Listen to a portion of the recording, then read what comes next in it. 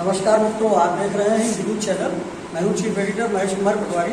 पिछले दिनों पश्चिम बंगाल के एक हॉस्पिटल में लेडी डॉक्टर के साथ दुर्व्यवहार हुआ, दरिंदगी हुई और उसकी हत्या कर दी गई। पूरा देश उससे आक्रोशित है।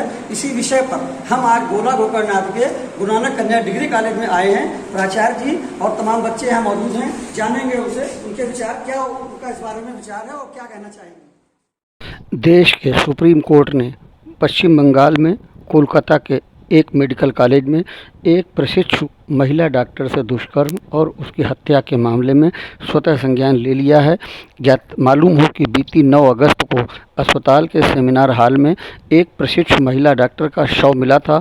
शरीर पर गंभीर चोटों के निशान थे और जिससे दरिंदगी की गई थी। आरोपी गिरफ्तार है।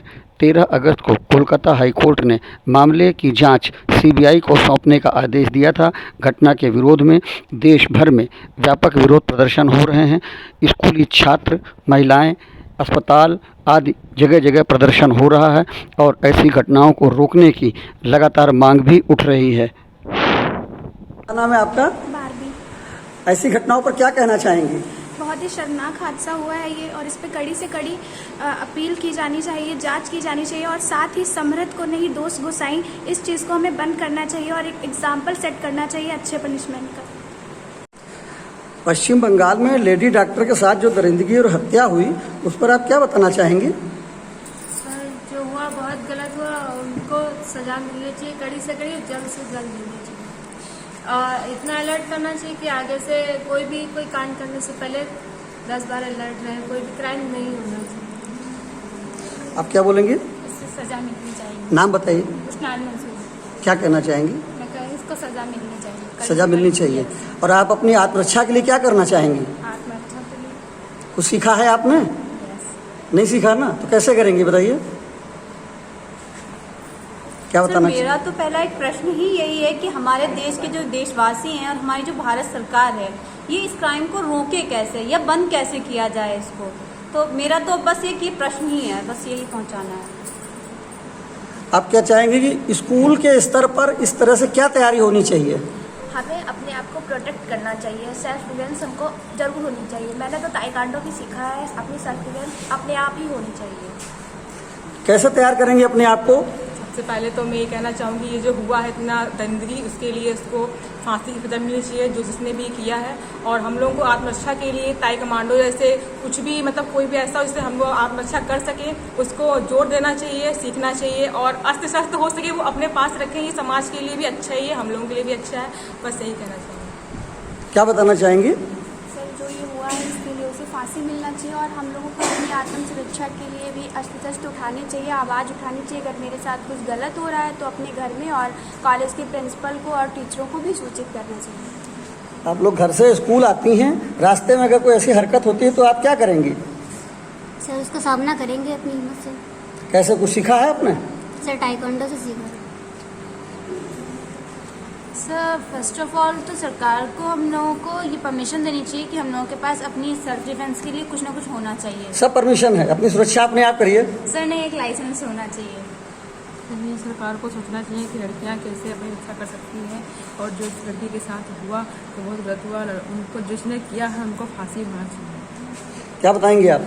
सर, ये हम भी कहना चाहते हैं, जो उसके साथ हुआ है उसको सजा मिलनी चाहिए। दीदी, देश भर में महिलाओं और लड़कियों के प्रति आपराधिक घटनाएं बढ़ती जा रही हैं, लगातार हादसे हो रहे हैं। इसके बारे में क्या कहना चाहेंगे आप? मेरे हिसाब से तो जो आज लोगों की सोच बदल गई है, आज लड़कियां लड़कों के बराबर काम करने के लिए आगे की ओर आई हैं। बहुत उन्होंने पढ़ाई की है, मेहनत करके वो उस लेवल पर पहुंची हैं जहां पर कि हमारा ये पुरुष प्रधान समाज हमेशा सोचता था कि ये उन्हीं का एकाधिकार है। ऐसे में जो वर्क प्लेस पे जो माहौल बदला है, जो लोगों के अंदर ईगोज बदली हैं, जो लोग अपनी अहम को लेकर चीजों को कर रहे हैं, ये एक बहुत बड़ा फोकस पॉइंट है।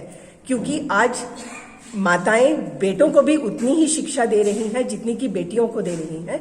पर कहाँ पर ये परिवर्तन आ जाता है वर्क प्लेस पर आकर, कैसे ईगो टकरा जाती है और उसमें से कुछ लोग ऐसे होते हैं जो किसी भी चीज के साथ कॉम्प्रोमाइज नहीं कर पाते हैं और वो जब विरोध करते हैं तो उनका हाल वही होता है जो डॉक्टर मोमिता, जो इतनी होनहार, इतनी मेरिटोरियस स्टूडेंट है, जिसको देश ने खो दिया है, जो कि देश के लिए एक इतना बड़ा लॉस है जिसका कि कभी भी शब्दों में बयान नहीं किया जा सकता। क्या आप मानती हैं कि देश में स्कूलों में या महिलाओं या लड़कियों के स्कूलों में जो शिक्षा का सिलेबस है उसमें आत्मरक्षा के लिए भी एक सब्जेक्ट होना चाहिए? बिल्कुल होना चाहिए और उस पर हमारा कॉलेज हमेशा से फोकस करता रहा है। बच्चों को समय समय पर ताइक्वांडो जैसी स्थितियों के बारे में भी बताया जाता है जिससे कि वो आत्मरक्षा कर सकें और साथ ही हर बच्चे से भी ये बताया जाता है कि वो अपने बैग में एक छोटा पेपर का ब्लैक पेपर का रखें डिब्बा या स्प्रे रखें, जैसे कि कभी भी किसी हादसे के शिकार होते हैं या कहीं भी ऐसी आपत्तिजनक स्थिति में पहुंचते हैं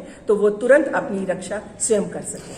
इसके अलावा मासिक स्तर पर या साप्ताहिक स्तर पर भी ऐसा एक जन जागरण स्कूलों में होना चाहिए? बिल्कुल होना चाहिए और जहां तक मेरा ख्याल है हर शिक्षिका हमारे कॉलेज की बच्चों को साथ ही साथ जहां वो पढ़ाती हैं साथ ही साथ बच्चों को ये सारी चीजों को बता रही हैं। पर ये तो हुआ लड़कियों को बताने की बात। जरूरी है कि मनुष्य, पुरुष भी अपनी सोच को बदले, वो भी लड़कियों को आगे की ओर बढ़ते हुए देखे, एक वर्क प्लेस पर हेल्दी एटमॉस्फेयर को रखे ताकि सब लोग मिलजुल कर अच्छे से काम कर सके। केंद्र सरकार के स्तर पर इस प्रकार से कोई योजना आपकी जानकारी में है शिक्षा में बच्चों को लिए? ऐसे तो मेरे नॉलेज में अभी कोई है नहीं। क्या संदेश देना चाहेंगी? बस यही संदेश देना चाहते हैं कि जो भी डॉक्टर के साथ हुआ है, डॉक्टर मोमिता के साथ, justice delayed is justice denied. जल्दी से जल्दी उनको इसका बताया जाए, लोगों को एक माहौल दिया जाए कि अगर गलत काम करते हैं तो उनके साथ भी कितना गलत हो सकता है। जब तक ये डर साथ ही साथ समाज के अंदर नहीं जाएगा तब तक अपराध इस तरह से कंट्रोल नहीं हो पाएंगे। पश्चिम बंगाल में डॉक्टर के साथ घटना हुई, इससे पहले दिल्ली में निर्भया के साथ हुई, इसके बाद देश में अलग अलग स्थानों पर तमाम घटनाएं होती रहती हैं। क्या कारण है इसका, क्या वजह है? कारण तो वही है कि अभी भी हमारे देश में लड़के और लड़कियों में भेदभाव किया जाता है। जब तक ये प्रश्न का उत्तर नहीं मिल जाता हमारे बच्चों को तो हमारी लड़कियां अभी भी सुरक्षित नहीं हैं और शायद सुरक्षित नहीं रहेंगी, चाहे वो शिक्षा के क्षेत्र में कितना भी आगे बढ़ जाए। क्या आप मानती हैं कि ऐसी घटनाओं को रोकने की शुरुआत परिवार से होनी चाहिए जहां पर लड़के घर में हैं? जी बिल्कुल, परिवार से होनी चाहिए और लड़के और लड़कियां, मतलब लड़कियों के साथ लड़कों को शिक्षा देना बहुत ज़रूरी है क्योंकि क्राइम लड़कों की तरफ से हो रहा है। और मैं गवर्नमेंट से ये अपील करूंगी कि वो बोलती है बेटी बचाओ बेटी पढ़ाओ, बेटी बची भी बेटी पढ़ी भी, लेकिन ऐसे वैश्य दरिंदों ने उसे जीने नहीं दिया। आप कन्या महाविद्यालय में टीचर हैं, आपके स्कूल में बच्चों को इस तरह की घटनाओं के लिए बचाव का कुछ उपाय बताना चाहेंगी? पहले तो वो खुद ही मोटिवेट हों कि उन्हें कुछ करना है, उनके साथ जब गलत हो रहा हो तो उसका वो विरोध करें, तो उसका सहन नहीं करना चाहिए उन्हें। ऐसी घटनाएं ना हो इसके लिए क्या होना चाहिए? ऐसी घटनाएं ना हो, सरकार को कुछ ऐसे कदम उठाने चाहिए, ऐसी संस्थाओं को रोकना चाहिए जहाँ ऐसी घटनाएं हो रही हैं, वहाँ पर सेलिब्रेशन वगैरह बनता नहीं करनी चाहिए। क्या बताना चाहेंगी? देश के कानून को सख्त होना चाहिए और कानून जो है अपना ईमानदारी से पूरा काम करे, ऐसे अपराधों को रोका जा सकता है।